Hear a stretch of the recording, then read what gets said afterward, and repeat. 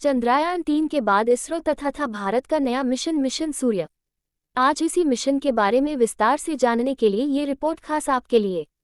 Video को आखिर तक देखें और ध्यान से सुने। भारत के चंद्रयान-3 के बाद आदित्य एल्बम सूर्य मिशन का बारे में विस्तार से जानकारी आप तक पहुंचना ही हमारा एकमात्र उद्देश्य है। लाइक और सब्सक्राइब उम्मीद करते हैं आप ऐसे ही वीडियो पाने के लिए देंगे।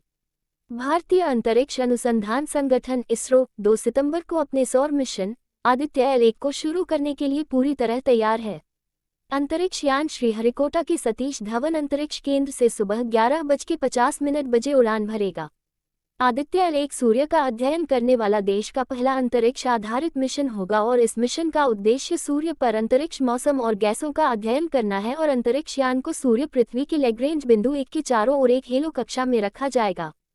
प्रणाली। ये रणनीतिक स्थिति इसे बिना किसी ग्रहण या गुप्त घटना के लगातार तारे का निरीक्षण करने की अनुमति देगी। इसरो के अनुसार अंतरिक्ष यान विद्युत चुंबकीय कण और चुंबकीय क्षेत्र डिटेक्टरों का उपयोग करके प्रकाशमंडल, क्रोमोस्फीयर और सूर्य की सबसे बाहरी परतों का निरीक्षण करने के लिए 7 पेलोड ले जाएगा। उम्मीद है कि आदित्य L1 पेलोड के suit coronal heating, coronal mass ejection, preflare और फ्लेयर गतिविधियों और उनकी विशेषताओं, अंतरिक्ष मौसम की गतिशीलता, कणों और क्षेत्रों के प्रसार आदि पर सबसे महत्वपूर्ण जानकारी प्रदान करेंगे। कुल यात्रा समय लॉन्च से लेकर सूर्य तक आदित्य L1 के लिए लगभग 4 महीने का समय होगा।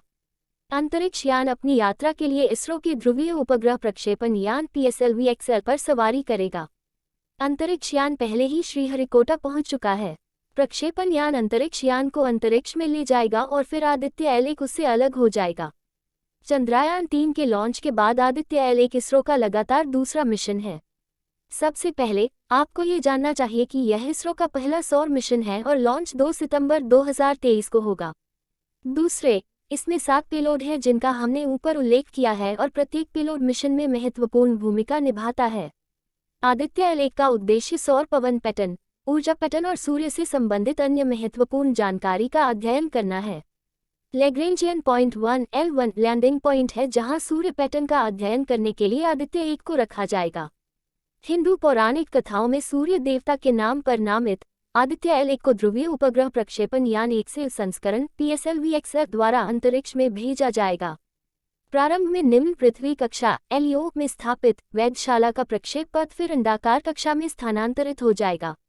जैसे ही अंतरिक्ष यान L1 बिंदु पर अपने गंतव्य की ओर आगे बढ़ेगा, ये पृथ्वी के गुरुत्वाकर्षण क्षेत्र के प्रभाव से मुक्त हो जाएगा। इस प्रस्थान के बाद वेधशाला एक क्रूज चरण में प्रवेश करेगी, जिसके बाद L1 को घेरने वाली एक विशाल प्रभामंडल कक्षा में प्रवेश होगा। लगभग 4 महीने तक चलने वाली यह जटिल यात्रा आदित्य L1 को पृथ्वी से लगभग 1.5 मिलियन किमी दूर रखेगी। पृथ्वी और चंद्रमा के बीच की दूरी लगभग 3,84,000 किमी के विपरीत आदित्य L1 की रणनीतिक स्थिति विशिष्ट लाभ देती है। L1 बिंदु के चारों ओर हेलो कक्षा में रखे गए उपग्रह को बिना किसी ग्रहण के लगातार सूर्य को देखने का प्रमुख लाभ मिलता है। इससे वास्तविक समय में सौर गतिविधियों और अंतरिक्ष मौसम पर इसके प्रभाव को देखने का अधिक लाभ मिलेगा। वेधशाला में विद्युत चुंबकीय कण और चुंबकीय क्षेत्र डिटेक्टरों का उपयोग करके सूर्य के प्रकाशमंडल, क्रोमोस्फीयर और कोरोना की जांच के लिए 7 पेलोड हैं। विशेष सुविधाजनक बिंदु L1 पर स्थित 4 पेलोड सीधे सूर्य का निरीक्षण करेंगे, जबकि शेष 3 लैग्रेंज बिंदु L1 पर कणों और क्षेत्रों का यथास्थान अध्ययन करेंगे। ये कॉन्फ़िगरेशन अंतर्ग्रहीय माध्यम के भीतर सौर गतिशीलता में महत्वपूर्ण वैज्ञानिक अंतर्दृष्टि को सक्षम बनाता है। इसरो के अनुसार आदित्य L1 के 7 पेलोड में coronal heating, coronal mass ejection, preflare और फ्लेयर गतिविधियां, अंतरिक्ष मौसम की गतिशीलता, कण और क्षेत्र प्रसार और अधिक जैसी घटनाओं को समझने के लिए आवश्यक डेटा प्रस्तुत करने की क्षमता है। आदित्य L1 मिशन के प्राथमिक उद्देश्यों में सौर ऊपरी वायुमंडलीय गतिशीलता, क्रोमोस्फेरिक और कोरोनल हीटिंग, प्लाज्मा विशेषताओं, कोरोनल मास इजेक्शन और फ्लेयर्स की शुरुआत और इन सीटू कण और प्लाज्मा वातावरण का अध्ययन शामिल है। इसके अलावा इसका उद्देश्य सौर कोरोना की भौतिकी, इसके ताप तंत्र, कोरोनल लूप्स में प्लाज्मा का निदान, कोरोनल मास इजेक्शन CME का विकास और उत्पत्ति, चुंबकीय क्षेत्र टोपोलॉजी और सौर पवन गतिशीलता में गहराई से जाना है। सूर्य 4.5 अरब वर्ष पुराना होने का अनुमान है, हाइड्रोजन और हीलियम गैसों से बना है, जो सौर मंडल के लिए प्राथमिक ऊर्जा स्रोत के रूप में कार्य करता है। सूर्य का कोर 15 मिलियन डिग्री सेल्सियस तक तापमान तक पहुंचता है, जहां परमाणु सम्मेलन इसकी ऊर्जा उत्पन्न करता है। दृश्यमान प्रकाशमंडल का तापमान अपेक्षाकृत ठंडा, लगभग 5500 डिग्री सेल्सियस है। निकटतम तारे के रूप में सूर्य विस्तृत अध्ययन के लिए एक अनूठा अवसर प्रदान करता है।